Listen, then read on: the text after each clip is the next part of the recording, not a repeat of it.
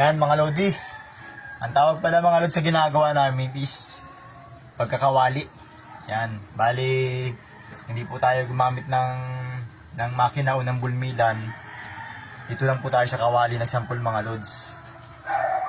Bali, ano lang po, bato, tapos itong sirang kawali. Ikutin nyo lang po siya ng ikutin hanggang kaya nyo pang mag-ikot na mag-ikot. Yan po, tapos meron po yung kasamang mercury. Doon na po sila, kung may ginto po ito, mahuhuli po ng mercury. Pero hindi po siya mapupuro. Hindi kong sabihin mga lods, hindi ko po makukuha lahat ng ginto rito. Kasi iba pa rin po yung sa bulmilan na nag-iikot. Yun po talaga yung the best na panghuli ng ginto. Bala ang ginawa ko mga lodis, nagsample lang po ako kung may ginto ito o wala. Subukan natin.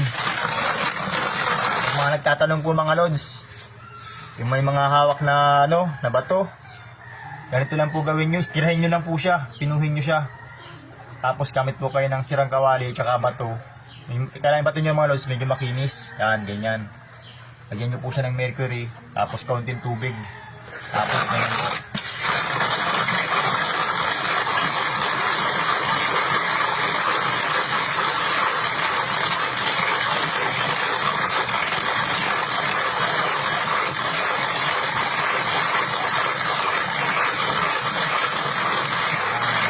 Titigilan mga lods.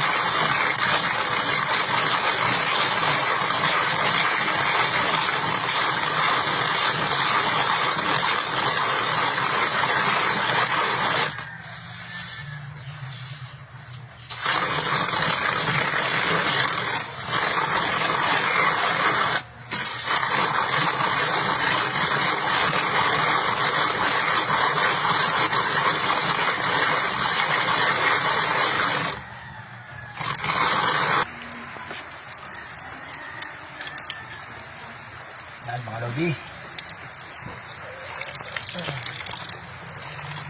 Finish product na tayo mga lods. Pero hindi pa po ito pulido.